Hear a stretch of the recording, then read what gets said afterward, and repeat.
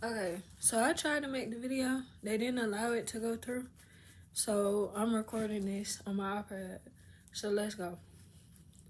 You only attract people who reflect the inner work that is still unresolved trauma that needs to be addressed. For example, if you grew up in a household where your relatives did not protect you from, like, let's say an uncle, for example, or another relative, or somebody they had around a lot, and you ended up getting violated, it was like SA or something like that, um, you will carry that energy with you as you grow to your teenage years, to your adult years. You'll carry that with you, and it will show up because when you were a kid, your boundaries were crossed, and you most likely probably didn't know know of any boundaries, and were taught boundaries because your parents or relatives around you were not consciously aware of enough, or had any awareness at all. um, you were violated, your boundaries were crossed, um, you know, so you carry this along with you like emotional baggage, like luggage, like suitcases and stuff that, you know what I'm saying? Like, it would be better if you didn't carry it with you, but this is a way to see it. Um, so you grow up and you're an adult, and in your relationships, you may realize that, well, your partner or whomever crosses your boundaries a lot. Well, it's because in your childhood, your boundaries were crossed where you were SE'd or violated, touched, you know what I'm saying? Um, and you might have grew accustomed or felt like it was normalized, or your relatives could have tried to silence you or sweep it under the rug or never address it or protect the person who, did it. And you could go through betrayal, or you could go through trust issues. Like, that's how it shows up earlier. It could show up earlier on, and you carry that throughout your whole life. But ways to acknowledge it, um, would to be to look at what happened in your childhood. You know, um, another thing I would like to touch on, because I had recorded this video on a different app, and it didn't save it. It said it was having the issue or whatever. But I just wanted to still this out because I felt like maybe someone could benefit from hearing this. So you were violated and your boundaries are crossed, and you weren't given the knowledge to know about boundaries and when you're being violated or when this is wrong, the right or wrong. You weren't taught that earlier on. So you carry that along with you through your teens, through your adult. So when you're in your relationships, or when you're in your partnerships, or when you're around others, maybe someone on the outside who may be aware of what's going on, you may not be able to see it, that you're still going through the same lesson, the same loop, the same thing that you went through as a child, because you have yet to become aware. But through the repetition of the trauma or the circumstance or situation happen over again, maybe getting in and out of toxic relationships, or it seemed like the same energy or the same spirit, but it's a different body, it's a different face, it's a different man. Like, no matter the race, I mean, there really is no race, but it's just spirit, right? Like race or whatever. But it's like, you get what I'm saying. So I will hope you can follow along with me in what I'm saying. So, and how it may show up in your adult, from like the examples that I'm saying is like, if you got violated when you were younger, a person may come up, like, let's say a man comes up to you and say, well, do you drink or do you like smoke or whatever? You know what I'm saying? Um, you may not know boundaries then, so you may not know boundaries now, so you may say yeah, or you might say, you might go along with it. And then it's like, okay, you do all that, and then, okay, he's expecting like you to probably, get intimate with him. But it's like from your childhood, well, that's what probably was like the norm, So you'll just end up repeating the same thing over and over and over again until you realize, well, I don't like this, or this isn't right. You know what I'm saying? So it's like that's what seems to actually happen. I know men will say, "Oh, well, she's promiscuous," or "Oh, she's hot," or "Oh, she's fast," or the very derogatory, or "She's a hoe," or this that, and the other. And it's very derogatory, and it's really not looking at things from like the root cause, nor from like a spiritual aspect, or from like the actual root of where this derives from. Because if you have your relatives protecting you, teaching you boundaries, teaching you, if a person does X or Y or Z, to, hey, tell me, you know what I'm saying? Or sometimes when you tell your parents that, or relatives, they may not, what is it? They may not care to listen, or they may not believe you, or they may try to scapegoat you or throw you under the bus, or you know what I'm saying, that sort of thing. But that's how it shows up. Let's Another analogy to this, as far as like trauma goes, acknowledging and seeing your trauma. Like, you know, it doesn't make you like a hoe, or promiscuous or fast or anything like that. It's the fact that you went through some trauma earlier on, and that probably scarred you for life, or that's something that's been you've been holding on. And that energy that you already have, it's only going to attract that same energy for it to come in, for you to acknowledge your wound, and to look at yourself in the mirror, look at your reflection through that other person, on what you need to work on, which is boundaries, which is acknowledging when somebody is violating you, saying no, setting the rules in stone right away. Like, you know what I'm saying? Um it allows you to gain your power back. These experiences, um earlier on when you're young, you can't really control them because you were young then. Don't hold no grudge over yourself. Don't hold grudges over other people, even your parents or whoever it was, because they probably were not aware, or had the level of consciousness that is like needed to be aware of those circumstances and situations. you know you can overcome those experiences, and you are not obligated to allow a man to have your body or to touch you in any way. You're not obligated at all. You're allowed to respect yourself. You have a choice to respect yourself, your body, your personal space, your mental space, your emotions. You don't have to give a man your emotions. I mean, men and like women, you're not obligated, because some men go through this scenario, but I feel like this is how like you can heal as a whole, men and women alike, if you went through being physically touched or whatever, or essayed when you were younger. It can affect you. It can make you feel like you're still silenced as a kid. You're silenced as like an adult. You know what I'm saying? Feeling like you can't speak up for yourself, or feeling like you can't say no, or you have to participate, because you're still mentally and emotionally thinking back to that age where you were at when it happened. So even though you're in an adult body now, you still act in the same, as if the scenario is happening again. The PTSD, the post traumatic stress disorder, or the anxiety, or that sort of thing. So it's like you can break away from that. You know. The other analogy I wanted to go into, other example, is like where it seemed like your parents probably never had time for you, or it seemed like you would want to show them your painting, you would want to show them your project. They just never had the time to really participate with you.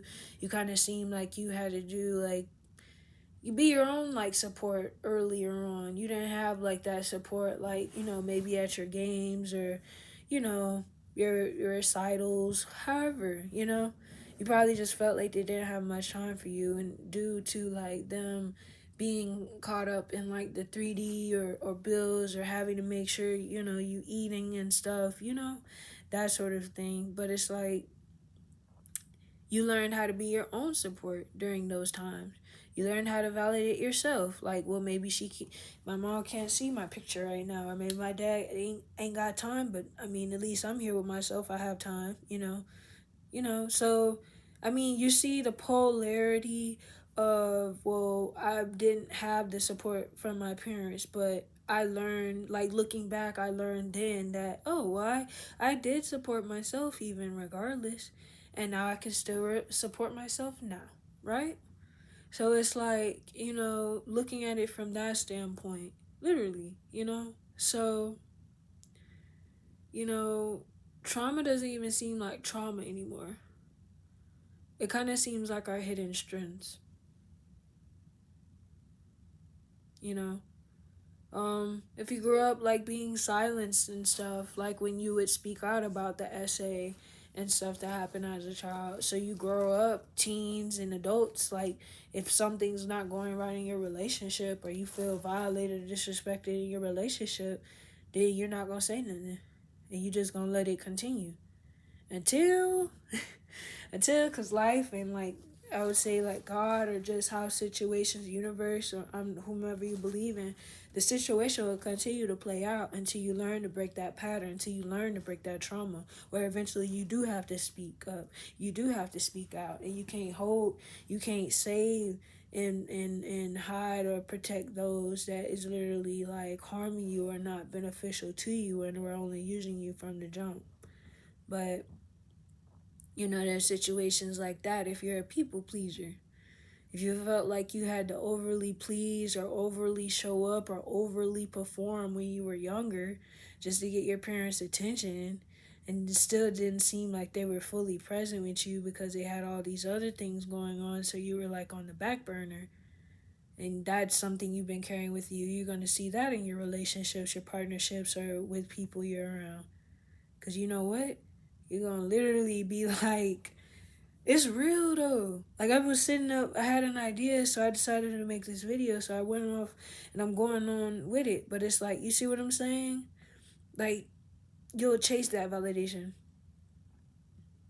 just because the first people that you came into contact were your caregiver, were your parents, and if you couldn't get that from them, then it's like, well, maybe someone outside, maybe seeking it outside myself, I'll find it. And then you go time and time again through life, it never comes.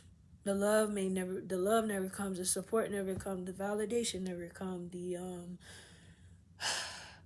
protection. You expect someone outside of you to protect you, they end up not protecting you, because then you may go through the dark night of the soul where everything tower moments, like where things ain't always going right in your life or things not going right in your life at all. And then you just have to sit back and look in the mirror and just take accountability and see where you participated. And participation doesn't mean that you're always maybe saying yes or and such. Participate, like doing that is also like you participating.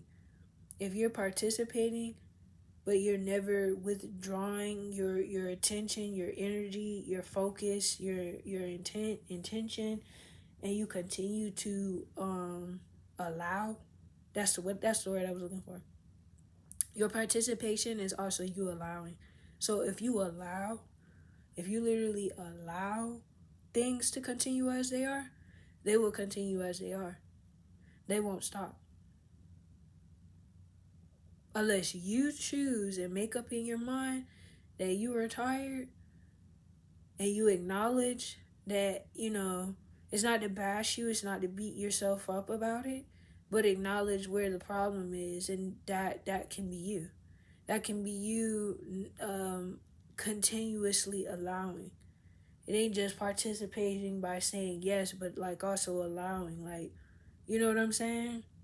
By allowing yourself to stay, allowing yourself to continue.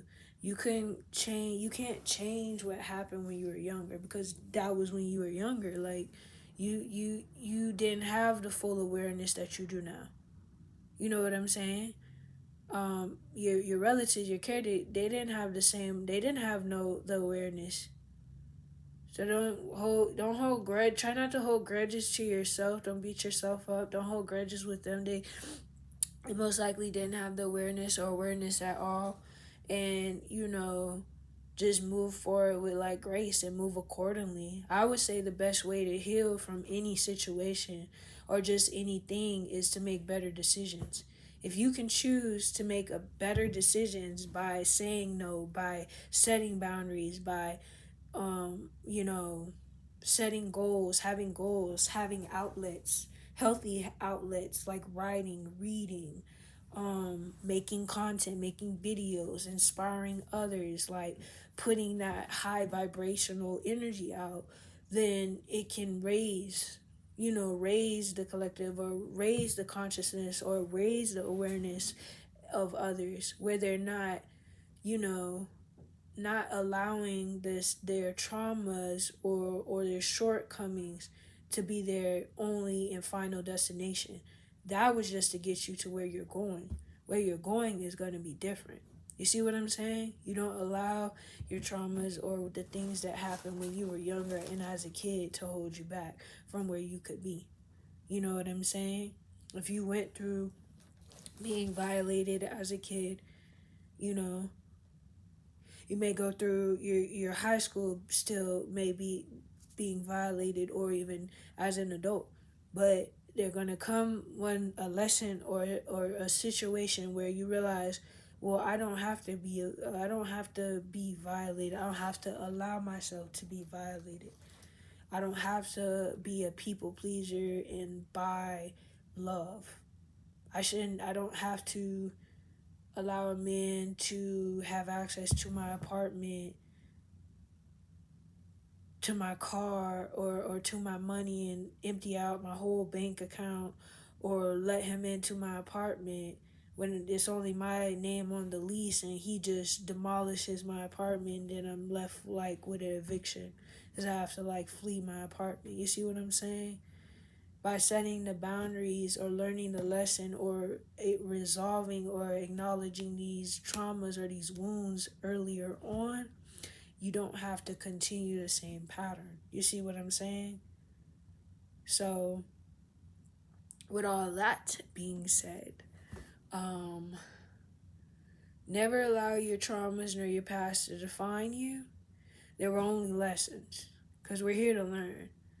Each one teach one, and we're spirits and bodies, and we're meant to experience. And this is supposed to be like a literal, it's supposed to be good. You know what I'm saying? Life isn't meant to be like hard or difficult. It's how you look at things. It's based on your perspective, how you choose to see something. You know, so what was once your trauma, what was once your weakness, can also be your strength. Remember that. And what else did I want to touch on? I'm trying to think. Like, what other traumatic thing, Also, yeah, let's touch on bullying while we're here. I mean, I used to get bullied and stuff. But I mean, you know, when you think about a bully, they probably could have grew up in a family where they probably weren't receiving enough love at home. So when they see you, they may think that you get love or see that you get love or something, and they just kind of like attack you because you remind them of what they lack. We could pertain this to a bully or just anybody. A lot of times when people may attack you or verbally attack you, mentally, emotionally, even possibly physically, is because you should remind them and show them what they lack inside. And that reminder, like, pains them because instead of actually working on those inner wounds, they rather just take it out on you and want you to remain the same as them. And that's just like a person who chooses to keep their trauma unresolved and not work on it, but it's going to continue to show up over and over again until you resolve it. So it's like, why not do it now? But when you're younger and you're in high school or even as a kid, you get bullied, you kind of, you don't, you probably may not been taught like, well, don't listen to other people or just continue to focus on yourself. Like, you're probably not taught how to deal with bullies on earlier on. So you kind of just like allow it to go, but then you kind of get used to being silent or silencing yourself or remaining quiet when someone like kind of says anything about you or to you, and you carry that on into adulthood.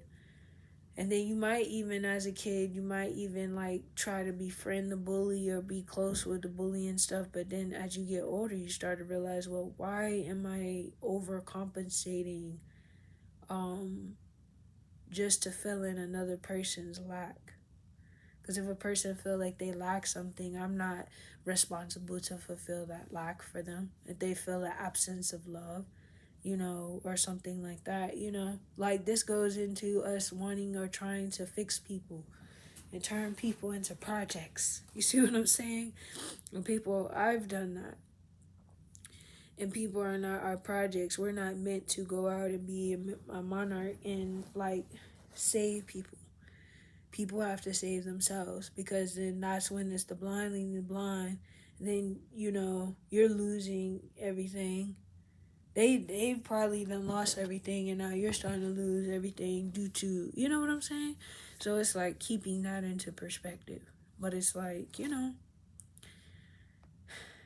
um as an adult with bullying, it kind of shows up where if people make jokes about you, you kind of may laugh it off with them when really it wasn't funny. When your friendships or your relationships, and you may what is it, get along, something like that. You know what I'm saying? But you'll fake it just to get along with them. When really you need to like disassociate. You know, because with bullies and stuff, even as a kid, you may have wanted to like distance yourself or at least speak up or tell the teacher, but you probably didn't. So you'll go through like life doing the same thing, but as an adult. But it's like it's okay for you to speak your voice and use your voice. Your voice is your power. Their voices can literally like protect you in a sense. So yeah, but I hope this was helpful. I felt like my first video was like really hitting like the notches and stuff like that. But yeah, a lot of people who they how other people may say, well, um there's no such thing as like these like derogatory names and derogatory things that people say.